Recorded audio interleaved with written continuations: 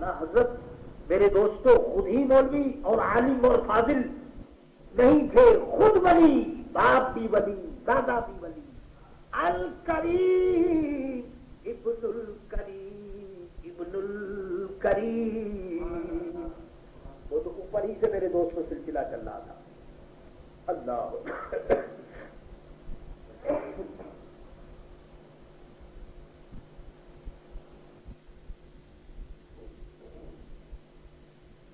आला हजरत के वालिद माजिद ने इरशाद फरमाया कि बेटा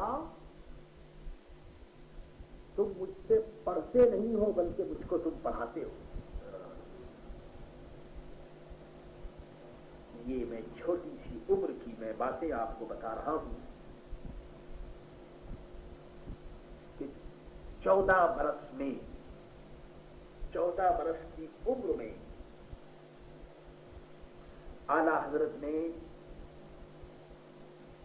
तमाम किताबें पढ़ ली। दुनिया की जितनी किताबें हैं सिर्फ पढ़ी नहीं बल्कि उसके ऊपर आपका पूरा कंट्रोल हो गया। बहुत बड़े मुफ्ती बन गए। 1400 बरस में आपने जितने उलूम थे जनाबे वाला वो सब आपने हासिल कर। अल्लाह अकबर। 72 में पैदा हुए और 1386 में 1286 में मेरे दोस्तों तमाम उलूम आप पढ़ करके आप ख्याल कीजिए कि 14 बरस का एक लड़का और फतवा देने के आला स्टेज के ऊपर वो फाइल हो। उस वक्त आला हजरत के वालिद माजिद मौलाना नकी अली खान साहब रहमतुल्लाह तआला अलैह जिंदा है। जब कोई फतवा लेने के लिए आता, एक साहब रामपुर से फतवा लेने के लिए आए, आला हजरत के वालिद माजिद की खिदमत में हाजिर हुए। अर्ज किया कि हुजूर फतवा लेकर आया हूं। और ये फतवा देने का काम मामूली काम नहीं है मेरे दोस्तों। ये बड़े बड़े जो आलिम लोग हैं ना, बड़े बड़े उनको पसीना निकलता है। बड़े बड़े आलिम किस्म के जो जिनको दुनिया बहुत बड़ा आलिम समझती है, एक फतवा अगर पूछिए तो पसीना आ जाता है। फतवा वही दे सकता है जिसकी नजर में शरीयत के उसूल और फुरूद, शरीयत के छोटे बड़े मसाइल उसकी निगाहों में हो। एक फतवा अगर हम लोग देना चाहें तो 4 घंटे से किताब देखते हुए और बरफ देखते हुए लग जाए। अल्लाह अकबर। आला हजरत दुबले पतले थे, वो जिस्म उनका कोई भारी नहीं था, बहुत दुबले पतले, टोपी, सफेद टोपी और 13-14 साल की उम्र। आप बताइए 14 साल की उम्र में तो वैसे भी आदमी बच्चा मालूम होता है। अल्लाह अकबर। हमारे बच्चों को 14 साल की उम्र में तो बोलना भी नहीं आता, तमीज भी नहीं आती, मगर यहां तो मुफ्ती आजम और सबसे बड़े आलिम और फाजिल बनकर तशरीफ फरमा है। आला हजरत के वालिद माजिद की खिदमत में एक शख्स आया, हुजूर एक फतवा लेकर आया हूं रामपुर से। आपने फरमाया ठीक है, वो वहां जाओ, वो मौलवी साहब बैठे हुए, उनसे जाकर फतवा लिखा दो। वो शख्स जब उधर गया तो देखा कि एक बच्चा बैठा हुआ है। आला हजरत की उम्र छोटी सी थी, तो उसने आनकर कहा कि हुजूर वहां मौलवी साहब तो कोई नहीं, एक बच्चा बैठा हुआ है। आपने फरमाया कि ठीक है, उसी बच्चे से जाकर लिखा दो। मेरे दोस्तों वो फतवा कैसा था सुनिए। मौलाना इरशाद अहमद साहब रामपुरी रहमतुल्लाह तआला अलैह, बहुत बड़े उस जमाने के आलिम, बहुत बड़े बुजुर्ग, उन्होंने एक फतवा लिखा। इतने बड़े आलिम ने एक फतवा लिखा। मौलाना इरशाद अहमद साहब रामपुरी, फतवा उन्होंने लिखा और आला हजरत से वो तस्दीक कराने के लिए वो लाए। तो आपने वो फतवा देखा और फतवा देख करके आला हजरत ने उसकी तस्दीक नहीं की, बल्कि तस्दीक के अलावा आपने ये लिखा कि ये फतवा जो लिखा गया है ये सही नहीं है, सही है, अपनी तरफ से लिखा। 14 साल का बच्चा वो कहता है कि फतवा सही नहीं, और लिखने वाला बहुत बड़ा आदमी, बहुत बड़ा फाजिल, अपने जमाने का अल्लामा, बहुत बड़ा आदमी। आला हजरत ने नोट लिखा, इख्तिलाफी अगेंस्ट नोट लिखा, कोई 14 साल का मुफ्ती, ये फतवा जो है ये यूं नहीं है बल्कि यूं है, और इस तरह से आपने लिखा। आला हजरत के वालिद माजिद ने देखा और उस पर साइन कर दिया। वो फतवा नवाब रामपुर के पास गया।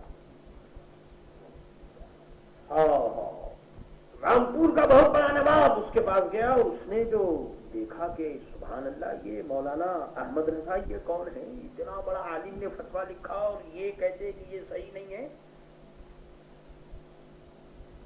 तहकीक जो की नवाब रामपुर ने तो मालूम हुआ कि ये मौलाना अहमद रजा एक साहबजादे हैं जिनकी उम्र सिर्फ 14 साल है, और ये खातिमुल मुहक्किकीन मौलाना नकी अली खां साहब रहमतुल्लाह तआला अलैह के साहबजादे हैं। मौलाना इरशाद अहमद साहब रामपुरी को भी ये पता चला, किसी ने कहा जाकर के कि हजरत वो आपके फतवे के खिलाफ लिखा है, वहां बरेली से जो फतवा आया है वो आपके फतवे के खिलाफ है। मौलाना इरशाद अहमद साहब ने जब उस फतवे को देखा तो फरमाया कि भाई बिल्कुल ठीक है, जो बरेली में लिखा गया है वो फतवा सही है। तो लोगों ने कहा कि हजरत तो फिर आपके फतवे को देख करके लोगों ने साइन कर दिया। तो उन्होंने कहा कि लोगों ने मेरी जात पर भरोसा किया, समझा कि मैं बहुत बड़ा आलिम हूं, तो इसलिए लोगों ने साइन कर दिया। लेकिन मौलाना अहमद रजा ने नाम को नहीं देखा बल्कि काम को देखा, फतवे को देखा। क्योंकि वो फतवा सही नहीं था इसलिए उन्होंने तस्दीक नहीं की। कितना प्यारा जमाना था कि बड़े बड़े बुजुर्ग भी मेरे दोस्तों सही बात की कदर किया करते थे। अल्लाह अकबर। उसके बाद वाकया बहुत लंबा है। फिर नवाब रामपुर को शौक पैदा हुआ और फिर आला हजरत को बुलाया। ये तो सब हो गया। अब ये कर रहा हूं कि ये सब कुछ अभी 13वीं सेंचुरी खत्म नहीं हुई थी कि ये सब कुछ आला हजरत का इल्मी शोहरा बढ़ रहा था और सब कुछ हो रहा था। और आला हजरत रजी अल्लाह ताला अन्हु अपने पीरो मुर्शिद मौलाना सैयदी सनदी शाह आले रसूल मारेहवी रहमतुल्लाह ताला अलैह, मारेहरा शरीफ यूपी में एक जगह है जहां पर एक नहीं दो नहीं मालूम नहीं हजरत फातिमा के कितने लाल वहां पर लेते हुए, सैयदों का खालिस खानदान और हुजूर गौसुल आज़म रज़ी अल्लाह तआला अन्हु के सिलसिले के लोग सब वहां पर मौजूद हैं। ये जो आप शजरा में पढ़ते हैं दीन दुनिया के मुझे बरकात से वो वहां से लेकर के और हजरत नूरी मियां रहमतुल्लाह तआला अलैह तक जितने बुजुर्गान दीन हैं सब उसी मारेदा शरीफ में बैठे हुए। आला हजरत रज़ी अल्लाह तआला अन्हु 1294 हिजरी में मारेदा शरीफ हाजिर हुए और खुशकिस्मती देखिए कि खुद भी हाजिर हुए और वालिद माजिद भी साथ हैं। मौलाना नकी अली खां साहब वो भी साथ हैं। अपने वालिद के साथ कहां गए? मारेदा शरीफ गए। किस लिए गए? मुरीद होने के। अल्लाह अकबर।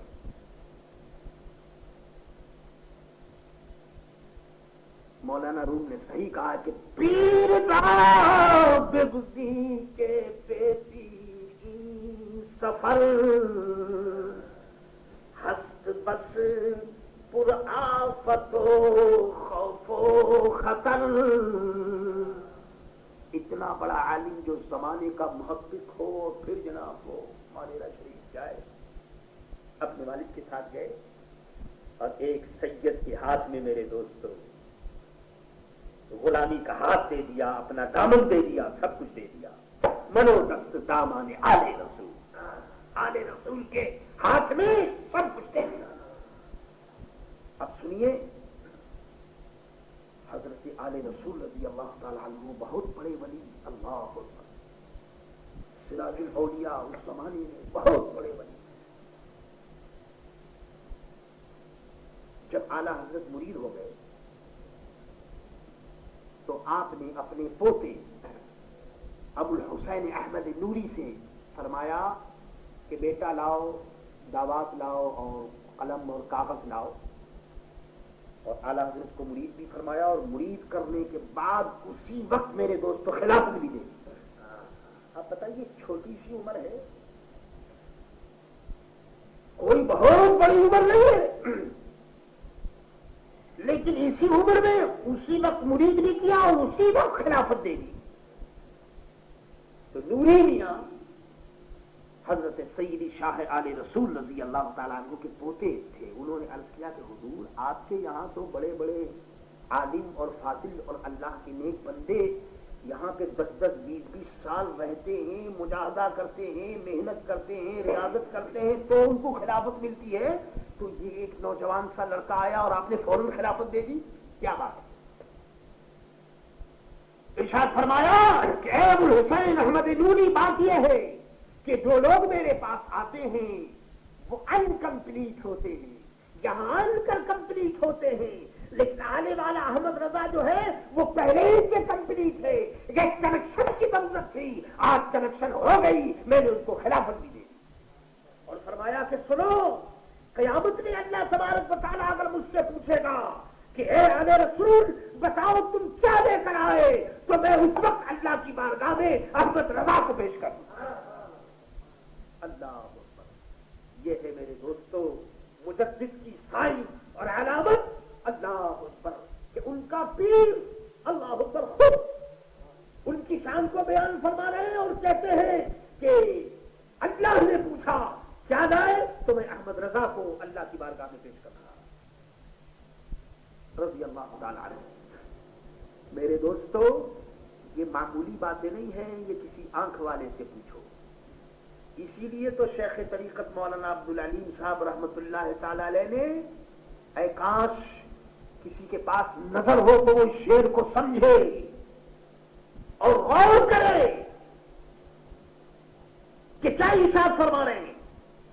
اللہ اکبر، فرماتے ہیں کہ اے آقا، اے امام اہل سنت، عرب والوں نے مانا تم کو اپنا قبلہ و کعبہ، عرب والوں نے مانا تم کو اپنا قبلہ و کعبہ، عرب والوں نے مانا، آج کے عرب والے نہیں، وہ اس زمانے کے عرب والے، جبکہ میرے دوستوں تمام اولیاء کاملین اور علامہ اور فہامہ اور شیخ الاسلام سب عرب میں رہتے تھے۔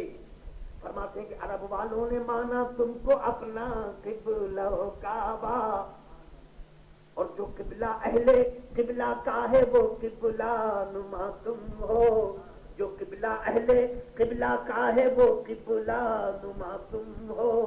اللہ اکبر، کہتے ہیں کہ تم ایسے قبلہ ہو کہ جو قبلہ والے ہیں، یعنی مکے والے جو ہیں وہ بھی تم کو قبلہ مانتے ہیں۔ اعلیٰ حضرت آپ ایسے قبلہ ہیں، لوگ تو وہاں جاتے ہیں اور قبلہ سمجھ کر مکے اور مدینے والوں کے پاس، لیکن آپ کو شان یہ ہے کہ خود مکے اور مدینے والے آپ کی طرف رجوع کرتے ہیں، علماء اور جو مشائخ ہیں۔ جو قبلہ اہل قبلہ کا ہے وہ قبلہ نما تم ہو۔ اور پھر مولانا عبدالعلیم صاحب صرف یہی نہیں فرماتے کہ خالی ایسے ہی نہیں، بلکہ اپنا تجربہ جو ایکسپیرینس ہے، خالی سنی سنائی بات نہیں کہتے، وہ کہتے ہیں کہ عرب میں جا کے ان آنکھوں نے دیکھا تیری سہولت کو، خالی سنی سنائی نہیں کہہ رہا ہوں، اب کہتے ہیں کہ میں نے عرب میں جا کر کے آپ کے دبدبے کو، آپ کی شان کو دیکھا ہے، عرب میں جا کے ان آنکھوں نے دیکھا تیری سہولت کو، اور عجم کے واسطے لا ریب وہ قبلہ نما تم ہو۔ آپ عرب کے بھی قبلہ نما ہے اور عجم کے بھی آپ جو ہے قبلہ ہے۔ تو میرے عزیز دوستو یہ سب سائنس ہے ایک مجدد کی، کہ جو اس کے زمانے میں یہ تمام چیزیں ظاہر ہو رہی ہیں۔ 1295 ہجری میں حج کے لیے گئے، سنتے چلیے، ادھر سے ابھی مرید ہوئے 94 میں، دل کے اندر بہت بے چینی تھی، گئے مدینے، مدینہ جانا اور پھر اعلیٰ حضرت مکہ معظمہ حاضر ہوئے۔ ایک دن نماز مغرب پڑھی، شافعی مسلح کے بہت بڑے امام، بہت بڑے ولی، نماز مغرب پڑھ کر کے اعلیٰ حضرت کا ہاتھ اپنے ہاتھ میں لے لیا، حالانکہ کوئی انٹروڈکشن نہیں تھا کہ یہ کون ہے کیا ہے، کچھ نہیں، بس ایسے ہی ہاتھ لے لیا، ہاتھ پکڑ کر کے لے کر کے اپنے دروازے تک آئے اور فرمایا کہ واللہ انی را فی ھذا الجبین، فرمایا کہ قسم خدا کی میں اس اسم کا ضیاء الدین، اے شہزادے آپ کا نام ضیاء الدین ہے، آپ دین کے چراغ ہیں، دین کو روشن کرنے والے ہیں۔ یہ 1295 ہجری میں ابھی سینچری ختم نہیں ہوئی ہے اور یہ سب کچھ آپ دیکھ رہے ہیں کیا ہو رہا ہے۔ اللہ اکبر۔ میرے دوستو مختصراً عرض کر رہا ہوں کہ 13ویں صدی ختم ہونے سے پہلے پہلے آپ کے فیض کا دریا بہ رہا تھا، کتابیں لکھی جا رہی، جو مسئلہ سامنے آیا اس پر کتابیں، جس نے جو سوال کیا وہی جواب دیا، تصریفات ہو رہی تھی، کتابوں کی کتابیں لکھی جا رہی۔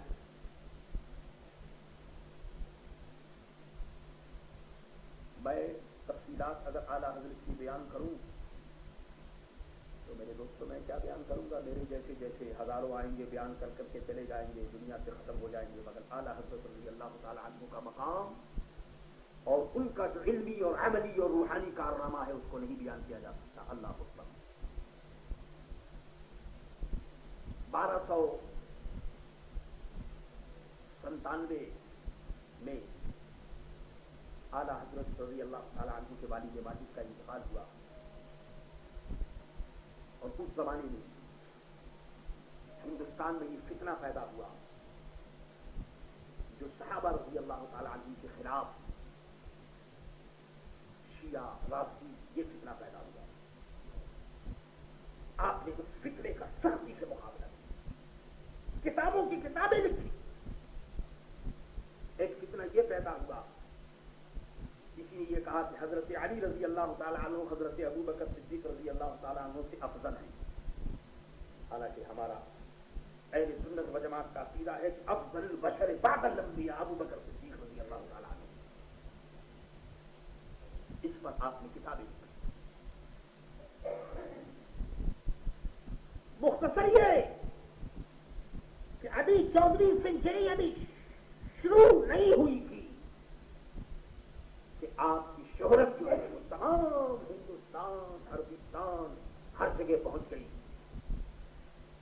اور لوگوں نے آپ کی طرف رجوع کرنا شروع کر دیا۔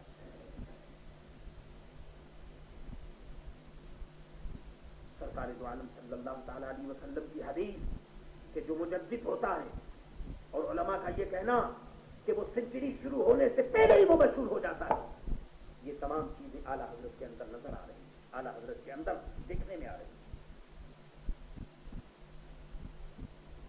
1301 ہجری شروع ہونے والی ہے، محرم کا چاند نظر آیا، اعلیٰ حضرت رضی اللہ تعالیٰ عنہ اپنے دوستوں میں اور جو عزیز ہیں بیٹھے ہوئے ہیں، آپ نے فرمایا کہ اے لوگوں، آج سے سینچری بدل رہی ہے، ہمیں بھی بدل جانا چاہیے۔ یہ جملہ سمجھنے والوں نے سمجھا، غور کرنے والوں نے جب اس جملے پر غور کیا تو ان کو پتا چلا کہ اس صدی کا مجدد کون ہے، کون بدل رہا ہے، اور کون مجدد کے اسٹیج کے اوپر کون فائز ہونے والا ہے، دنیا نے سمجھ لیا۔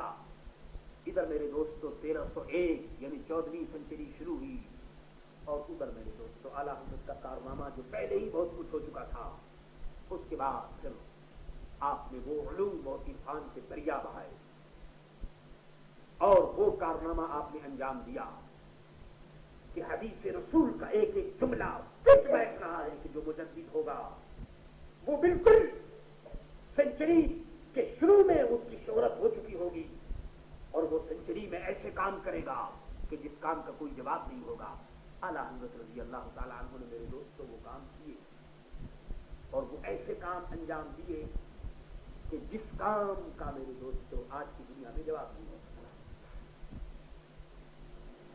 اعلیٰ حضرت اس صدی کے مجدد، یہ 14ویں صدی، سرکار دو عالم صلی اللہ علیہ وسلم کی حدیث کے مطابق آپ نے دین کو زندہ کیا، دین کے مسائل کو زندہ کیا۔ مسائل کیا کیا ہیں اگر میں آپ کو بتانا شروع کر دوں آپ جان چکے ہیں کہ مسائل میں جو کتابیں اعلیٰ حضرت نے لکھی ہیں صرف فتاوی رضویہ اس کی 12 جلدیں ہیں، 12 ویلیوم 12 جلدیں ہیں، اور ایک جلد فتاوی رضویہ کی یہ ایک ہے، ایسی 12 جلدیں اعلیٰ حضرت نے لکھی ہے صرف، یعنی یہ تو فتاوی رضویہ کی کہہ رہا ہوں، اور ویسے اعلیٰ حضرت کی تصنیف اباؤٹ 1000 تقریباً 1000 کتابیں اعلیٰ حضرت کے ہاتھوں سے لکھی گئی، اور 200 برس میں، اس 200 سینچری میں علامہ جلال الدین سیوطی رحمت اللہ تعالی علیہ کے بعد اعلیٰ حضرت سے زیادہ بڑا عالم اور صاحب تصنیف میرے دوستوں کوئی نہیں گزرا۔ یہ اللہ تعالیٰ کی دین، یہ اللہ کا فضل ہے۔ ایک سین میں آپ کو بتاؤں ہوتا کیا تھا اعلیٰ حضرت کے یہاں، ادھر مولانا احمد مختار بیٹھے ہیں، ادھر مولانا عبدالعلیم بیٹھے ہیں، ادھر مولانا امجد علی ہیں، ادھر مولانا نعیم الدین ہیں، ادھر مولانا شاہ عبدالسلام ہیں، ادھر مولانا حامد رضا خان، چاروں طرف 10-12 علماء بیٹھے ہوئے ہیں۔ عصر کے بعد 10 عالم ہیں تو 10 فتویٰ آیا، تو 10 کے ہاتھ میں آپ نے ایک ایک فتویٰ دے دیا، آپ یہ لیجیے، آپ یہ لیجیے، آپ یہ لیجیے، 10 کو دے دیا۔ اب بتائیے کہ 10 فتویٰ الگ الگ فتویٰ، اس کا جو عنوان ہے اور جو سبجیکٹ ہے وہ ڈفرینس ہے، اس میں کوئی مسئلہ ہے، اس میں کوئی سوال ہے، اس میں کوئی سوال ہے، 10 آدمی عالم بیٹھے ہوئے۔ اعلیٰ حضرت نے پہلے کی طرف منہ کیا، مولانا فرمائیے کیا لکھا ہے؟ انہوں نے کہا حضور اس میں یہ سوال ہے۔ فرمایا اچھا اس کا یہ جواب دیجیے۔ وہ جتنی دیر میں انہوں نے جواب لکھنا شروع کیا تو دوسرے سے پوچھا بتائیے آپ کا کیا سوال ہے؟ انہوں نے کہا کہ حضور یہ، اچھا آپ ہی لکھیے۔ اس کے بعد جب تک وہ لکھ رہے تو تیسرے سے پوچھا بتائیے آپ کا کیا سوال ہے؟ آپ نے کہا ان سے یہ لکھیے۔ ایک طرف سے جو منہ پھیرا تو میرے دوستوں 10ویں عالم کے پاس آئے اور 10 سوال کا ایک ایک جملہ بتا کر کے اور پھر پہلے کی طرف مخاطب ہو گئے اور فرمایا مولانا جتنا آپ لکھ چکے ہیں اس کے بعد آپ یہ لکھیے۔ دوسرے سے کہا یہ لکھیے، تیسرے سے کہا یہ لکھیے، چوتھے سے کہا یہ لکھیے۔ اندازہ کیجیے اللہ اکبر، میاں کوئی آدمی طاقت بشریہ کی بات ہو تو کوئی کہیں جائے؟ بتاؤ 10 فتویٰ ہے، 10 مسئلے ہیں، 10 آدمی لکھنے والے اور 10 آدمی کو ایک ہی وقت کے اندر جواب بھی لکھا رہے ہیں، اور پھر کہتے ہیں آپ نے کیا لکھا؟ نہ وہاں کوئی کتاب ہے، نہ وہاں میرے دوستوں کسی کتاب کو دیکھی جا رہی ہے، بس ادھر سوالات پڑھے جا رہے ہیں اور جوابات لکھائے جا رہے ہیں۔ اللہ اکبر۔ اور وہ لوگ علماء ہیں کہہ رہے حضور ہاں آپ یہ لکھیے، آپ یہ لکھیے۔ میرے دوستوں عصر کے بعد سے فتویٰ لکھنا شروع ہوا تو مغرب تک میرے دوستوں مغرب سے پہلے 10 فتوے کر لکھے۔ اعلیٰ حضرت نے خود لکھا ہے ایک ایک وقت میں 450 فتوا، اور کہاں سے آتے تھے خود فرماتے ہیں کہ چین سے، ترکستان سے، بلکہ لکھا ہے امریکہ سے لوگ فتوا بھیجتے ہیں، تمام دنیا سے 450 فتوا جواب پوچھنے کے لیے اعلیٰ حضرت کی خدمت میں وہ ہوتے، اور اس طرح سے میرے دوستوں فتوے کا کام جاری ہوتا۔ اللہ اکبر۔ کن کن باتوں کو میں آپ کی خدمت میں عرض کروں؟ اللہ مانڈلے، کہاں؟ برما کے اندر مولانا احمد مختار صدیقی رحمت اللہ تعالی علیہ مانڈلے میں موجود ہے۔ وہاں سے عرض کیا کہ حضور یا اشہد ان محمد رسول اللہ کے اوپر جو انگوٹھا چومتے ہیں اس کے اندر کچھ بے دینوں نے شور کیا ہے۔ ادھر سے جواب آیا، آپ نے فرمایا کہ دیکھو مولانا احمد مختار نے مانڈلے سے لکھا ہے، اس کا فوراً جواب۔ اسی وقت قلم لے کر جواب لکھنے لگے، جواب لکھا تو پوری کتاب لکھ دی، پوری کتاب لکھی، اور پوری کتاب لکھ کر میرے دوستوں اور دوسری طرف سے مانڈلا اور وہاں برما بھیج دیا گیا۔ ادھر مولانا احمد مختار دربن کی جامع مسجد میں موجود ہے، وہاں سے سوال کرتے ہیں حضور یہ سوال ہے، فرمایا کہ بہت اچھا، اس کا جواب یوں ہونا چاہیے۔ ادھر میرے دوست مولانا عبدالعلیم صاحب رحمت اللہ تعالی علیہ سیاحت کرتے ہوئے اور تبلیغ کرتے ہوئے آئے، فرمایا کہ مولانا اسی وقت جاؤ اور جا کر کے وہاں عربستان پہنچو، اور اشرف علی تھانوی نے کفر بکا ہے اور اس نے یہ لکھا ہے معاذ اللہ کہ لا الہ الا اللہ اشرف علی علی نبینا رسول اللہ معاذ اللہ ثم معاذ اللہ۔ اس کے مرید نے خواب میں دیکھا، اور خواب میں دیکھنے کے بعد یہ اشرف علی تھانوی نے جواب دیا کہ یہ خواب جو ہے اس کا مطلب یہ ہے کہ تم جس کی اتباع کرتے ہو وہ سنت کے اوپر ہے۔ مولانا یہ کفر ہے، آپ جائیے مولانا عبد العلیم صاحب نے وہ جو اعلیٰ حضرت کا فرمان دیا، اور میرے دوستو بریلی سے کہاں پہنچے؟ وہاں جدہ پہنچے اور مکہ پہنچے، اور وہاں جا کر اس کا پیچھا کیا، اور تمام علماء حرمین طیبین سے اس کلمے کے اوپر کفر کا فتویٰ مولانا عبد العلیم صاحب رحمۃ اللہ تعالیٰ نے حاصل کیا اعلیٰ حضرت کے فرمان کے مطابق کہ جو آدمی ایسا کہتا ہے وہ ایمان سے خارج ہے اور مرتد ہے۔ یہ تھا میرے دوستو، تلوار تھی جو چل رہی تھی، اور ان کے فدائی جو تھے وہ ادھر سے ادھر کام کرتے ہوئے چل رہے تھے، اور پوری دنیا کے اندر اعلیٰ حضرت رضی اللہ تعالیٰ عنہ بے دینوں کا سر قلم کر رہے تھے، اور کوئی ایسا آدمی نہیں کہ جو ان کے سامنے آتا اور بچ کر نکل جاتا۔ میرے دوستو وہاں تو صرف سنیت اور ایمان یہ چیزیں کام آتی تھی، باقی بے دینوں کا تو ایسا صفایا ہوا کہ قیامت تک بے دین اللہ کے فضل و کرم سے سر نہیں اٹھا سکتا۔ اللہ اکبر۔ آج بھی اعلیٰ حضرت کا نام، سنی لوگ تو ہمارے بیچارے ان کو تو کھانے پینے سے فرصت نہیں ہے، سنی لوگوں کو تو اعلیٰ حضرت کے متعلق علم ہو یا نہ ہو، لیکن جتنے بے دین ہیں یہ اعلیٰ حضرت کو سب سے زیادہ جانتے ہیں۔ کوئی آدمی بے دین جو بھی ہوگا اس کو آپ پوچھ لیجئے، وہ اعلیٰ حضرت کو سب سے زیادہ جانتا ہوگا، کیونکہ بے دینوں کا سر اس زمانے میں جو قلم کیا ہے وہ اعلیٰ حضرت نے قلم کیا ہے رضی اللہ تعالیٰ عنہ۔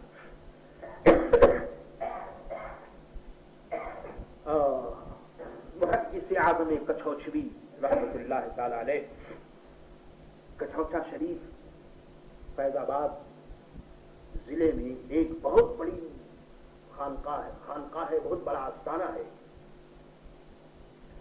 اس میں حضور غوث الاعظم رضی اللہ تعالیٰ عنہ کے خاندان کے بزرگان دین وہاں ہیں، اس میں محدث اعظم کچھوچھوی ہوئے۔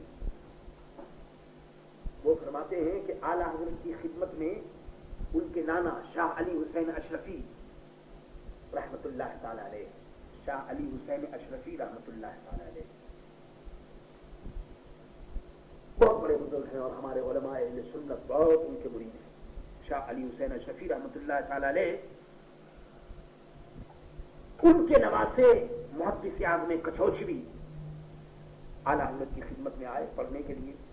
اعلیٰ حضرت نے کہا کہ ٹھیک ہے پڑھیے، تو آپ نے ایک مسئلہ دیا، وہ مسئلہ تھا وراثت کا، اور اس کے اندر یہ تھا کہ زید مرا تو زید کا باپ مرا تو دادا مرا تو پردادا مرا تو 15ویں پشت میں ایک آدمی مرا، تو اب بتائیے کہ یہ جائیداد کس طرح سے تقسیم ہوگی اور کس کو کتنا ملے گا۔ اب آپ بتائیے کہ 15ویں پشت میں اس آدمی کو جا کر ڈھونڈنا اور جائیداد کا تقسیم کرنا یہ بھی ایک بہت بڑا کام ہے۔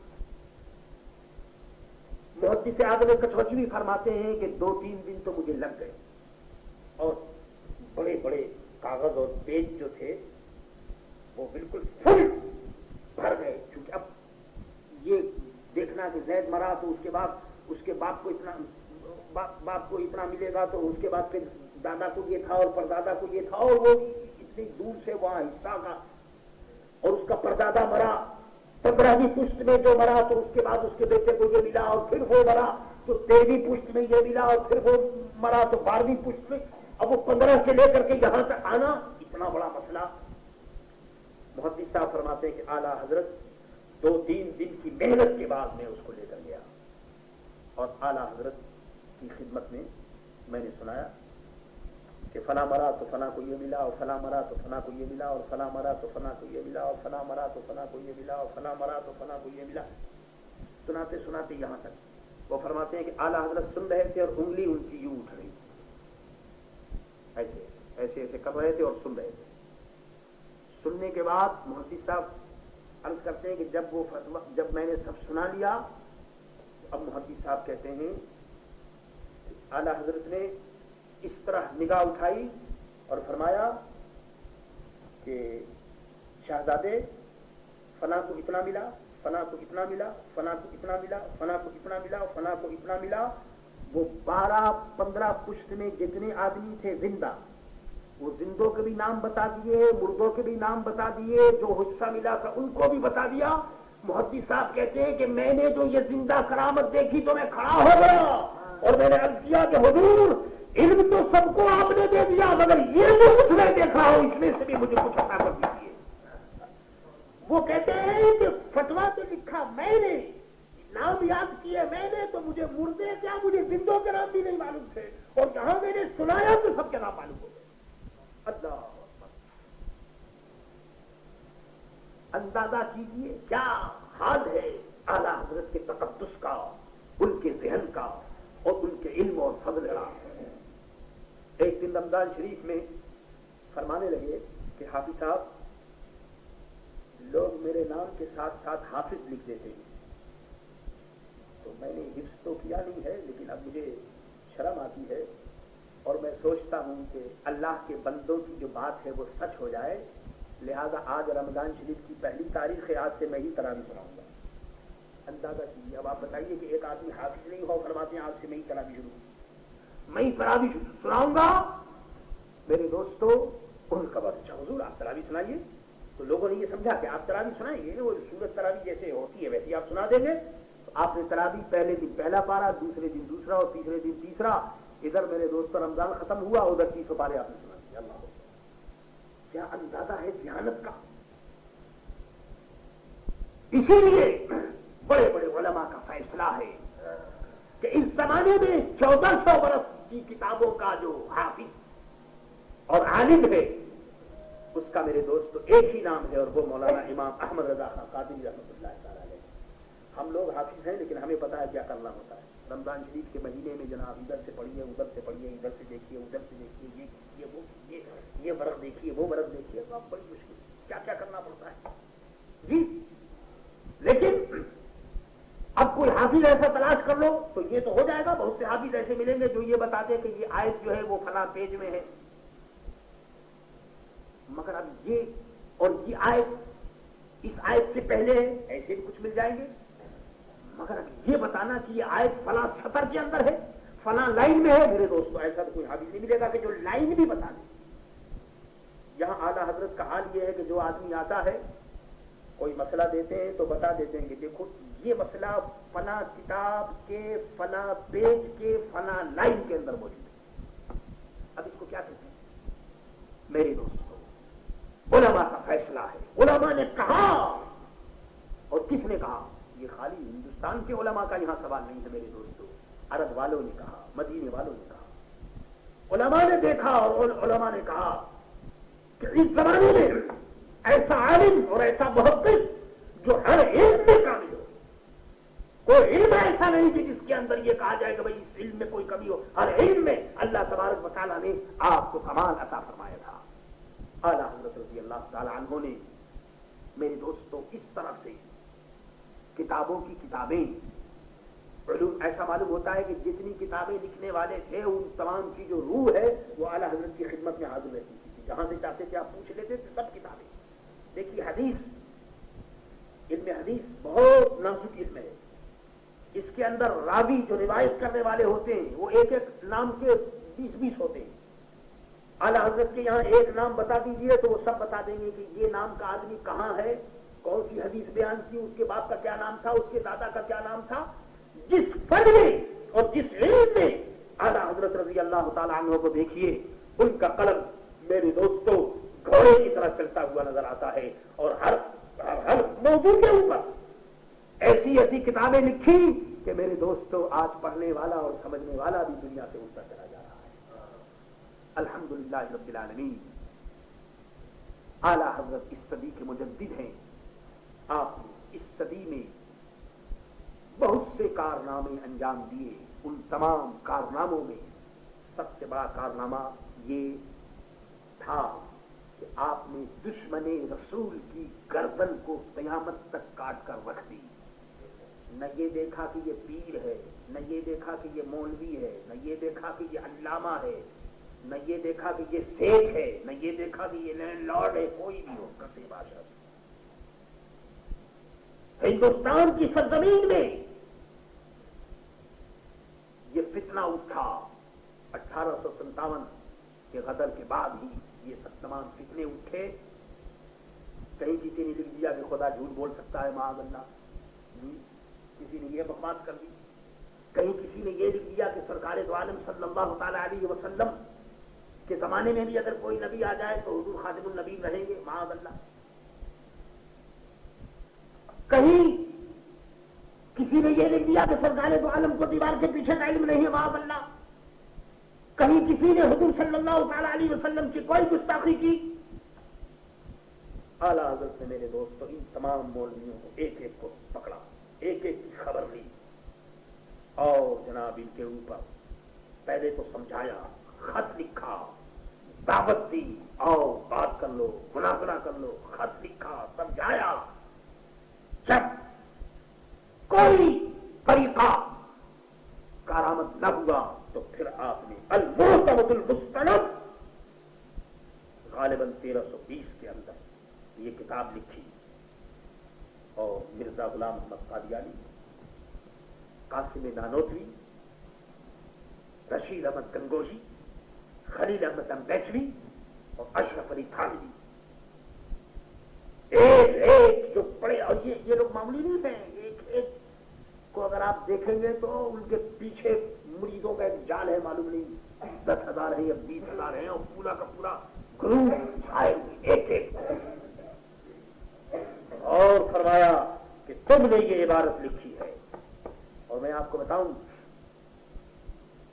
वो मेरे दोस्तों खाने पीने वाले लोग और होते हैं, पेट के पुजारी और होते हैं, खुदा के पुजारी और होते हैं। वो तो मुजद्दिद थे, वो अपने घर के बहुत बड़े जमींदार थे, उनको किसी से लेना देना कुछ नहीं, अल्लाह ताला ने मुजद्दिद बनाकर भेजा था किसी को।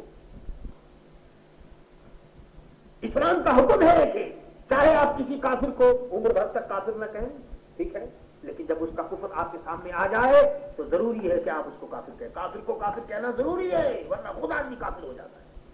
मन शक्क फी कुफ्रिही व अज़ाबिही फक़द कफ़र। इन लोगों ने जब ये इबारतें लिखी, मिर्जा गुलाम अहमद कादियानी ने कहा, लिखा माअज़ल्लाह इब्न मरियम के जिक्र को छोड़ो, इससे बेहतर गुलाम अहमद है, माअज़ल्लाह। इस किस्म के बकवास किया, आला उसको भी किया। जिसने जो लिखा सबके ऊपर आपने फतवा दिया, और फतवा देने के बाद वही फतवा मक्का मुअज़्ज़मा और मदीने तैयबा 1324 में वो फतवा गया, और उस फतवे के ऊपर फिर तमाम मक्के और मदीने के तमाम उलमा ने मेरे दोस्तों उसके ऊपर फतवा दिया, उसकी तस्दीक की। ये एक अहमद रजा की तलवार थी, वो उनका कलम था कि जिसने मेरे दोस्तों हिंदुस्तान की तमाम तेजीन वहाबियों के सर कलम कर दिए। यही वजह है कि ये फिरका आला हज़रत का सबसे बड़ा दुश्मन है, क्योंकि वो जानता है कि हमारे बाप दादा को जहन्नम में पहुंचाने वाले जो हैं वो यही है। आला एक एक को लिया, और इस तरह से लिया मेरे दोस्तों कि उनके ऊपर जो कुफ्र का फतवा लगा उसको आज तक कोई उठा नहीं सका। और उठाए भी तो कौन उठाए? अल्लाह उसके रसूल की बारगाह में गुस्ताखी करनी मामूली बात है। और फिर एक मुजद्दिद, वो उसकी ड्यूटी यही होती है कि वो अल्लाह ताला की तौहीद और उसके रसूल सल्लल्लाहु ताला अलैहि वसल्लम की रिसालत की हिफाजत करे। आपने इस काम को इस तरह अंजाम दिया कि मेरे दोस्तों आज 1391 हिजरी है, आज तक वो काम ताजा है। और उनके खुद्दाम, उनके गुलाम जिस मकाम पर भी हैं, अल्हम्दुलिल्लाह इस काम को अंजाम दे रहे हैं। दीन हमारा खिचड़ी नहीं है कि उनके साथ भी बैठ जाओ, उनके साथ भी खा लो, इनके साथ भी खा लो। ये कोई खिचड़ी नहीं है, मिक्सचर नहीं है मेरे दोस्तों। दीन जो है वो खालिस है, इसके अंदर मिलावट नहीं हो सकती। आला हज़रत रज़ी अल्लाह ताला अन्हु ने दूध का दूध, पानी का पानी किया। किसने? तेरे सिवा शाह अहमद रज़ा। अलग अलग आपने कर दिया। और सुनिए, ये तो मैंने आपको एक मजहबी बात बताई है कि ये सब कुछ हुआ हिंदुस्तान के अंदर, और उसके बाद तफसील थोड़ा थोड़ा बता रहा हूं कि आपने क्या क्या काम किए। अल्लाह अकबर। जब हिंदुस्तान में एक दौर ऐसा भी गुजरा कि लोगों ने कहा हम सब एक हैं, उससे बहुत पहले, खिलाफत कमेटी से भी पहले, ये सब नामो निशान नहीं था। मोहम्मद अली और शौकत अली का नाम, उनसे भी पहले आपने सबसे पहले हिंदुस्तान के अंदर ये फार्मूला पेश किया, और आपने कहा कि मुसलमान मुसलमान हैं और गैर कौम गैर कौम, दोनों को नहीं मिलाया जा सकता।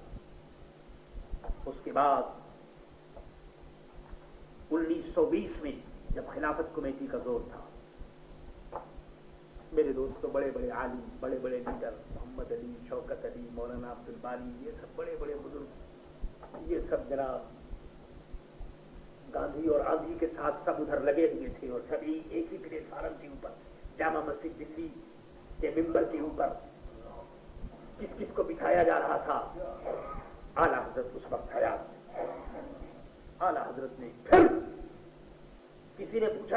خلافت کمیٹی کے متعلق کیا خیال ہے آپ کا؟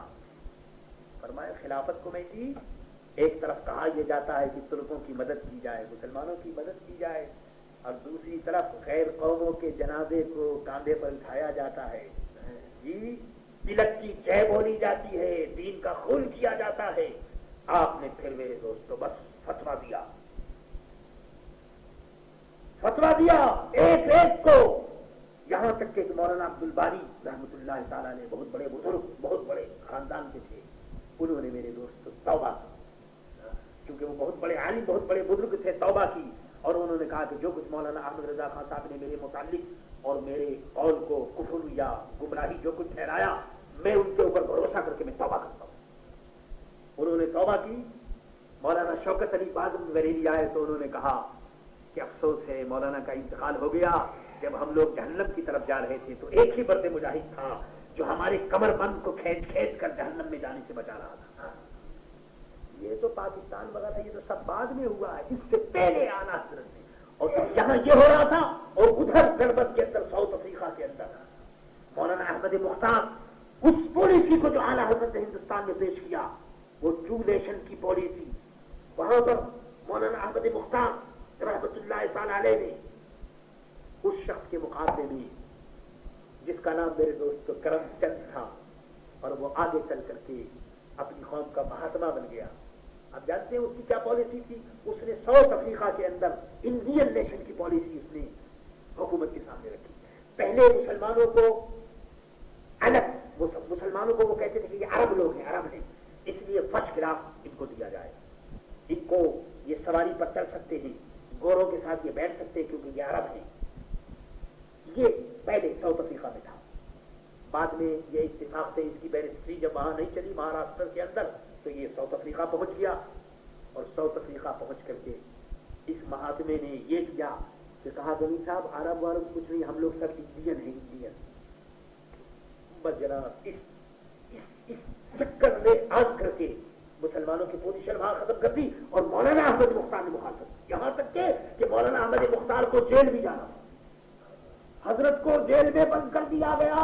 آپ نے الاسلام گجراتی میگزین نکالا اس زمانے کے اندر اس کی گاندھی کی مخالفت کرنے کے لیے، اور کہا کہ یہ جو غلط کہتا ہے ہم لوگ انڈین نہیں، ہم لوگ عرب ہیں، مسلمان ہیں۔ لیکن میرے دوستو بات یہ ہے کہ آپ جانتے ہیں پالیٹکس جو ہے، پالیٹکس میں جو چیز صبح کو حلال ہوتی ہے رات کو حرام ہو جاتی ہے، جو چیز رات کو حرام ہوتی ہے صبح کو حلال ہو جاتی ہے۔ یہ کچھ نہیں ہے اللہ پر ہمارے بزرگوں نے کیا کیا کام انجام دیے۔ دیکھیے میں یہاں پر کوئی سیاسی بات نہیں کرتا، میں تو ایک مذہبی بات آپ سے کر رہا ہوں۔ میرا مطلب میں تمام قوموں کا احترام کرتا ہوں، لیکن اس کی حد ہے۔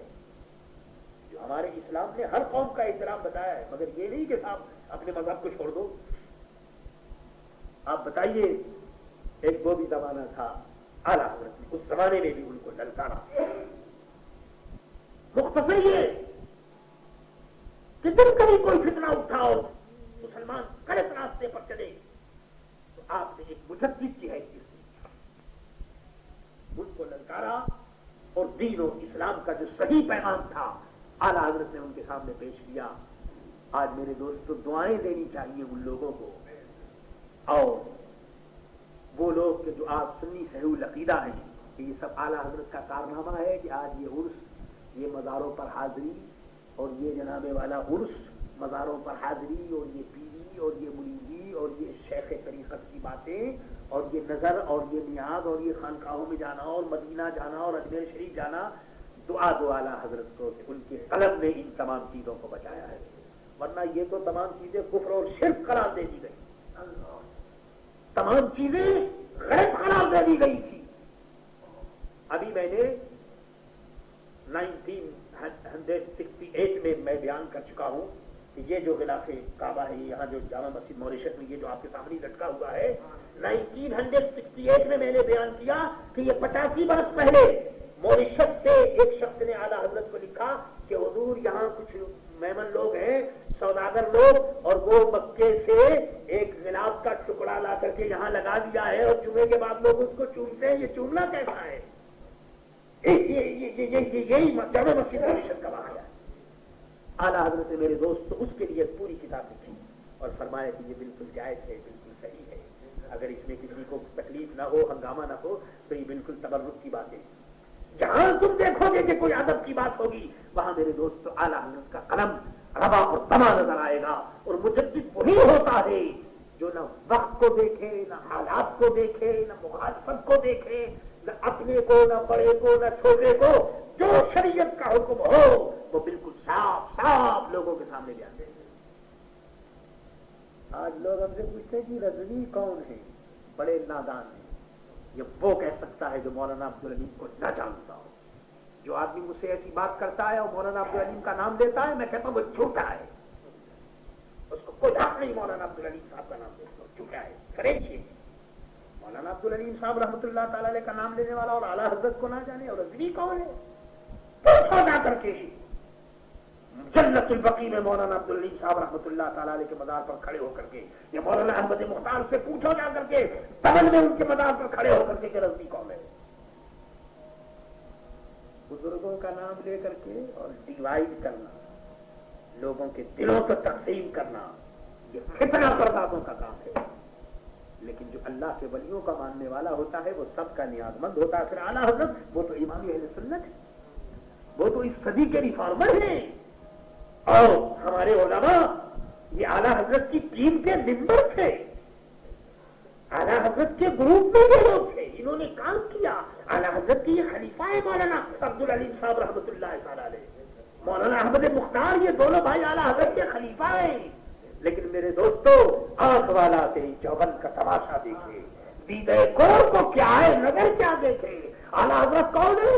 پوچھو اس بوڑھے سے جو ضیاء الدین کے نام سے مدینہ طیبہ میں بیٹھا ہوا ہے. پوچھو جا کر کون ہے اعلیٰ حضرت، پوچھو جا کر مولانا ضیاء الدین صاحب سے پوچھو کون ہے اعلیٰ حضرت رضی اللہ تعالیٰ عنہ. اللہ اکبر.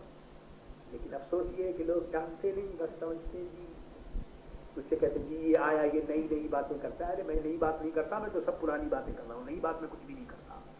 اور سنو، اعلیٰ حضرت رضی اللہ تعالیٰ عنہ ایک وقت آیا ہندوستان کے اندر، آج بھی ہے، موریشس میں بھی ہے.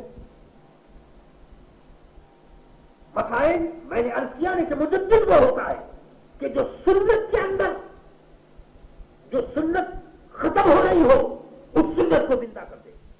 اور آپ سن چکے ہیں کہ سنت کو زندہ کرنے والا اس کو 100 شہیدوں کا اجر ملتا ہے. سرکار دو عالم صلی اللہ تعالی علیہ وسلم کی سنت یہ ہے. حضور صلی اللہ تعالی علیہ وسلم کے زمانے میں مسجد نبوی میں غالباً 3 دروازے تھے. ایک دروازہ منبر کے سامنے تھا. جمعے کی جو دوسری اذان، جس کو ہم دوسری کہتے ہیں، وہ تو پہلی اذان تھی. سرکار دو عالم کے زمانے میں جب اذان ہوتی تھی تو یہ جو اذان آج کل منبر کے پاس ہوتی ہے، یہی اذان سرکار دو عالم کے زمانے میں ہوتی. اور اسی جب اذان کے متعلق ہے کہ نودی للصلاۃ لیوم الجمعۃ فاسعوا الی ذکر اللہ وذروا البیع، چھوڑ دو یہ اذان. تو یہ اذان سرکار دو عالم صلی اللہ علیہ وسلم کے زمانے میں، خلفائے راشدین کے زمانے میں منبر کے سامنے اور مسجد کے دروازے کے اوپر ہوتی. بعد میں یہ بدعت شروع ہوئی کہ آہستہ آہستہ حضرت عثمان غنی رضی اللہ تعالی عنہ کے زمانے تک تو یہ بات تھی.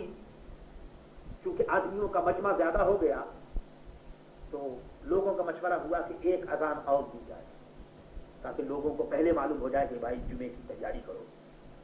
تو یہ جو آج کل پہلی اذان جس کو ہم کہتے ہیں، یہ اصل میں دوسری اذان ہے کہ جو حضرت عثمان غنی کے زمانے میں یہ اضافہ ہوا اس اذان کا. یہ جو پہلی اذان ہے، اور اصل اذان وہی ہے کہ جو منبر کے پاس آج کل ہوتی ہے. یہ اذان سرکار دو عالم صلی اللہ علیہ وسلم کے زمانے میں دروازے پر ہوتی ہے. اعلیٰ حضرت نے اپنے زمانے میں دیکھا کہ سرکار دو عالم صلی اللہ تعالی علیہ وسلم کی یہ سنت جو ہے مٹ رہی ہے اور لوگ منبر کے پاس اذان دیتے ہیں جیسے آج کل یہ دستور ہو گیا ہے. ہماری جامع مسجد میں بھی، جس مسجد میں بھی جائیے، وہ منبر کے پاس بالکل کھڑے ہو کر یہاں اذان دیتے ہیں. حالانکہ یہ بالکل خلاف سنت ہے، بالکل سنت کے خلاف. پھر کیا ہوا آپ جانتے ہیں کہ ریفارمر تو ریفارمر ہوتا ہے، وہ تو پھر اعلیٰ حضرت نے اس کے اوپر قلم دوڑایا اور لکھا مسئلہ. تمام ہندوستان کے علماء کو، بڑے بڑے علماء، فقہاء، پیر، سب سے فرمایا یہ سنت کے خلاف ہے. दरवाजे के ऊपर अजान होनी चाहिए। फरमाया कि मस्जिद के अंदर अजान ये मकरूह है, तहरीमी है। मस्जिद के अंदर अजान नहीं हो सकती, मकरूह तहरीमी है। मस्जिद के बाहर अजान होनी चाहिए। अजान का मकसद लोगों को बुलाना होता है। मस्जिद के अंदर अजान देकर क्या मस्जिद वालों को बुलाना है जो बैठे हुए हैं? बाहर वालों को बुलाओ। चुनांचे आप किताबें लिखी, फतवे लिखे, मसले लिखे। क्या क्या मसले मैं आपको बताऊं? यहां तो तमाम इन किताबों को जिंदगी भर अगर हम देखते रहे और मुताला करते रहे तो फिर भी मेरे दोस्तों मुताले में भी नहीं आ सकती। इस मसले पर आपने कलम उठाया, किताब लिखी और फरमाया कि मिंबर के पास जो अज़ान होती है ये खिलाफ सुन्नत है। क्यों? हदीस में यानी साइद बिन यजीद रज़ियल्लाहु तआला अन्हु काना युअज़्ज़िनु बैन यदै रसूलिल्लाह सल्लल्लाहु तआला अलैहि वसल्लम इज़ा जलसा अलल मिंबर यौमल जुमुअति अला बाबिल मस्जिद बाबी बकरिन व उमरा। अल्लाह इरशाद फरमाया कि जब हुजूर मिंबर पर बैठते तो मिंबर के सामने मस्जिद के दरवाजे पर, यानी मिंबर का सामना भी होता और मस्जिद के दरवाजे पर अज़ान दी जाती। आला हज़रत ने मेरे दोस्तों ये मसला लिखा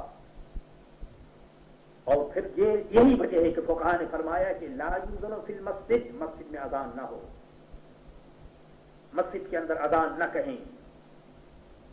ये तमाम बड़ी बड़ी जो फिक़ह की जो किताबें हैं हमारे मज़हब की और मसलक की, सब के अंदर ही लिखा हुआ है मस्जिद के अंदर अज़ान न कही जाए। अल्लाह अकबर। चुनांचे मेरे दोस्तों फरमाया कि ये मकरूह है। ये सब कुछ आला हजरत ने लिखा और अल्हम्दुलिल्लाह जो लोग आला हजरत के इस मसलक पर अमल करने वाले हैं और जो लोग जहां जिनका बस चलता है अल्हम्दुलिल्लाह अमल होता है। मेरा बस यहाँ यही है कि मैं मसला मैंने पहले भी बयान किया और अब भी मैं बयान कर रहा हूँ, बस इतना ही मेरा बस है, इससे ज्यादा नहीं है। बस शरीयत के अंदर हुक्म है कि बयान कर दो, आखिरी स्टेज ये, या तो खुद अमल करो, खुद अमल नहीं करते तो बयान कर दो बस।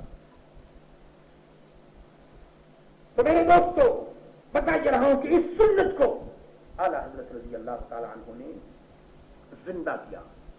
बरेली में, लायकपुर में और जहां जहां हिंदुस्तान, पाकिस्तान और अफगानिस्तान, उन इलाकों में जहां जहां गोया ये मसला पहुंचा, आला हज़रत ने ये लिखा, अल्हम्दुलिल्लाह वहां इस पर अमल होता है कि जुमे के दिन जो अज़ान होती है वो मिंबर के सामने होती है, लेकिन मस्जिद से बाहर कोई मेज़ना के ऊपर, मीनारे के ऊपर होती है या छत के ऊपर होती है, लेकिन मस्जिद से बाहर। मुजद्दिद की यही शान है कि जब एक गलत मसला उसके सामने आ जाए तो उसको मुजद्दिद अपनी कुव्वत रूहानी और अल्लाह के फज़ल करम से उस मसले को साफ तौर पर जाहिर कर देना है। एक मसला ये आया, ये तो एक मसला मैं बयान कर रहा हूं, हजारों मसले आए, लेकिन मैं इस वक्त कुछ बयान कर रहा हूं कि किस किस सुन्नत को आपने जिंदा किया। एक फितना उठा हिंदुस्तान के अंदर, वो फितना ये था कि नमाज जनाजा के बाद दुआ न की जाए। ऐ मुसलमानों, आला हज़रत का एहसान मानो कि जिंदों पर भी एहसान है, मुर्दों पर भी एहसान है। फितना उठा, ठीक है, अज़ान के बाद दुआ नहीं। आला हज़रत ने उसके ऊपर किताब लिखी, फरमाया दुआ से मना करते हो? अरे एक आदमी दुनिया से जा रहा है, दुआ की उसको जरूरत है, दरूद की, सलाम की, फातिहा की, खैरात और सदकात की, तुम उसको मना करते हो दुआ से? फरमाया गलत है। किताब लिखी, पूरी किताब इस पर आपने तारीफ फरमाई और इरशाद फरमाया कि नमाज जनाजा के बाद दुआ जायज है, इसके नाजायज होने पर कोई नहीं। बड़े बड़े मुहद्दिस नाम के इस तांग में थे कि कोई हदीस मिले, आपने फरमाया लो हदीस भी लो। आपने हदीस की इरशाद फरमाया, लिखा आपकी किताब के अंदर कि सरकार दो आलम मदीने तैयबा में जलवा फरमाया, गज़वे موسیٰ کے سین جو ہے وہ آپ کے سامنے ہے. ارشاد فرما رہے ہیں کہ دیکھو زید بن حارثہ نے اب اسلام کا جھنڈا لیا, وہ شہید ہو گئے, فلاں نے لیا وہ شہید ہو گئے. دیکھو جعفر ابن طیار ابن ابی طالب نے دیکھو جھنڈا لیا وہ شہید ہو گئے. آپ ایک ایک کی خبر دے رہے ہیں. آپ نے پہلے ان کی نماز جنازہ پڑھی, نماز جنازہ کے بعد پھر آپ نے ان کے لیے دعا. یہ حدیث اعلیٰ حضرت نے پیش کی اور فرمایا کہ تمہارے پاس کوئی دلیل نہیں, بغیر دلیل کے بات کرتے ہو. الحمدللہ میرے دوستو, لاکھوں اور کروڑوں مردوں کا اس میں بھلا ہو گیا اور ثواب سے جو قوم روک رہی تھی, آج بھی الحمدللہ جو اہل سنت و جماعت ہیں اس پر عمل کرتے ہیں. اور جو لوگ چھیڑ خانی اور مزے لینے والے لوگ ہیں نا, وہ خود تو عمل نہیں کرتے لیکن مولوی کے پاس آ جاتے ہیں. جی آپ بتائیے آپ کا کیا خیال ہے؟ میرے دوست ایسے لوگوں کو میں جان رہا ہوں. میں موریشس میں اب پرانا ہو چکا ہوں میرے دوست, تو جبھی تو کچھ لوگ چاہتے ہیں کہ مجھے یہاں سے جلدی جانا چاہیے کیونکہ میں پرانا ہو چکا ہوں. لیکن میں جانتا ہوں لوگوں کو, میں جانتا ہوں لوگوں کو. اب مجھے کوئی آدمی دھوکہ نہیں دے سکتا. آنے والے کو میں سمجھ لیتا ہوں کہ وہ کون سا آدمی ہے. مسئلہ پوچھنے میرے پاس آتے ہیں, تمہارا مردہ ہے دیکھو کہ تمہیں کیا کرنا ہے. تم اپنے مردے کی خیر خواہی نہیں کر سکتے, تم مجھ سے مسئلہ پوچھنے والے کر کہ دعا کرنی چاہیے نہیں کرنی چاہیے, تم اپنے مردے کو. اعلیٰ حضرت رضی اللہ تعالیٰ عنہ نے میرے دوست کو احسان کیا, فرمایا ایک آدمی انتقال کر چکا ہے, اس کے لیے دعا کرنی چاہیے.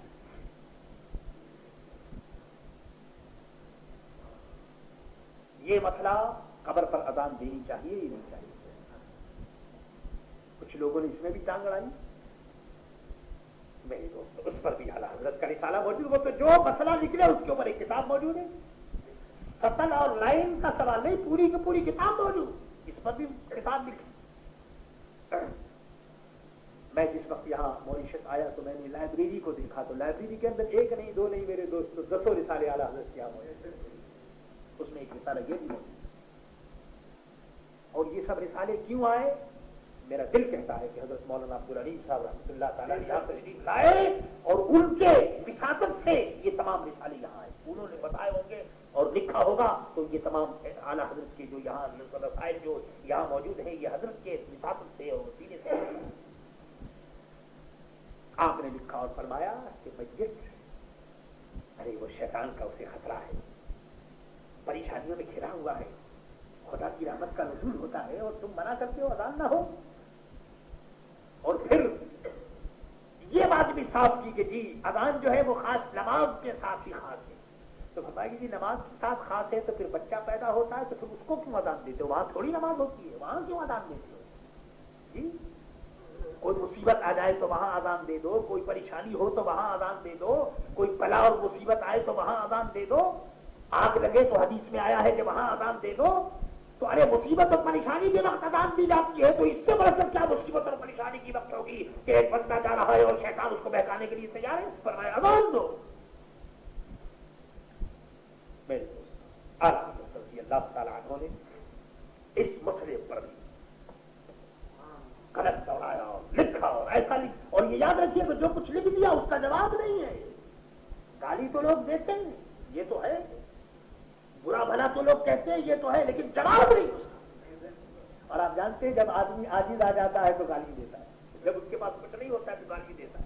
یہ دنیا کا یہی طریقہ, جب اس کے پاس کچھ نہیں ہوتا تو وہ بکتا ہے, گالی دیتا ہے, لیکن جواب کسی مسئلے میں کسی کے پاس نہیں ہے. میں یہاں پوری ذمہ داری کے ساتھ عرض کر رہا ہوں, 6 سال تو ہو گئے مجھے, 7واں سال ہے میرے دوستوں, کسی مسئلے کا کسی کے پاس کوئی جواب نہیں. اعلیٰ حضرت نے جو لکھ دیا وہ اللہ کے فضل و کرم سے ایک اٹل بات تھی. مسئلہ یہ سامنے آیا کہ مسجد کس کو کہتے ہیں,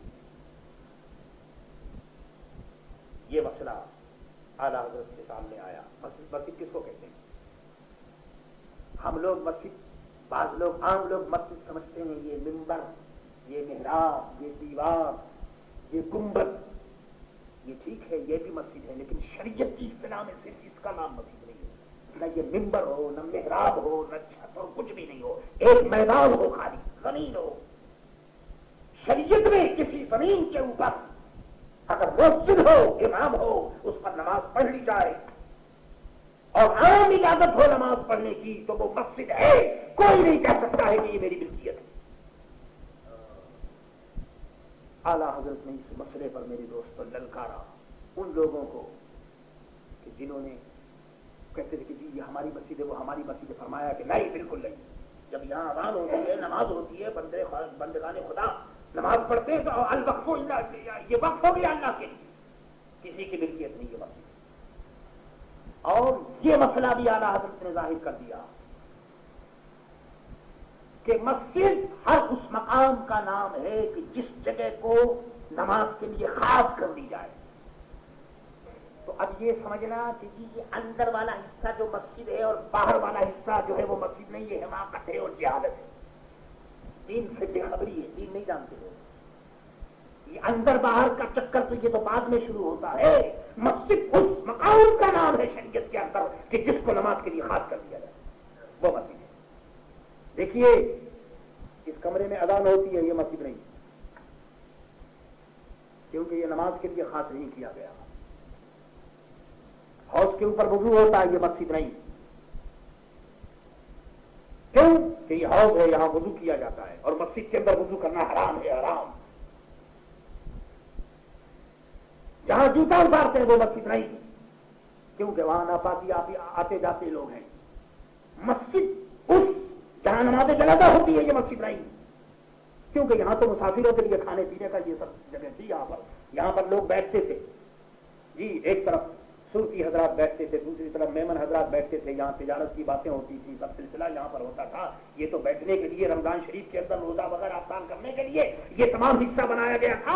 ये मस्जिद नहीं है, मस्जिद जो ये है और ये सामने का सहन, ये मस्जिद है। मेरे दोस्तों, मैं आया हूं आन करके, मैं ऐसी नहीं इमामत, ये नमाज पढ़ानी वैसे बहुत बड़ी चीज है अल्हम्दुलिल्लाह, लेकिन वैसी नहीं बैठा रहा हूं। यहाँ आन करके तहकीक की, एक एक चीज को देखा है। चूंकि आला हजरत का मैं खादिम हूं और दीन के ऊपर मुझे चलना चाहिए, मैंने आनकर ऐलान किया इस शहर में जो है नमाज जनाजा होती है, ये शरीयत के खिलाफ है, मकरूह तहरीमी। क्यों कहा?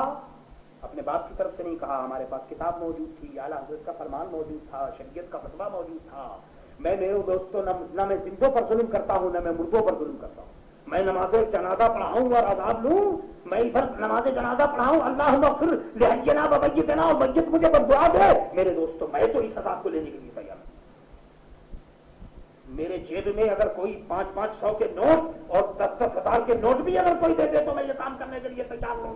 मैं दीन को बेचने वाला नहीं हूं। मेरे अजीज दोस्तों, आला हजरत ने इस मसले को खोल करके बयान किया कि मस्जिद में हनफिया के नजदीक नमाज जनाजा मकरूह तहरीमी है। ये आला हजरत ने किया। बाकी ये बात कि जी वो मक्के में होती है और मदीने में होती है, तो मेरे दोस्तों दीन जो है ना वो मक्के का है ना मदीने का है। दीन जो है वो हजरत मोहम्मद मुस्तफा सल्लल्लाहु अलैहि वसल्लम का है और हम इमाम आजम अबू हनीफा के मुक़ल्लिद हैं। हम मक्के में वो नजदी हैं, हम बली हैं। मक्के में तो मदीने में जाने क्या क्या वो सलाम पढ़ते हैं, ना सलात पढ़ते हैं, ना अदब करते हैं।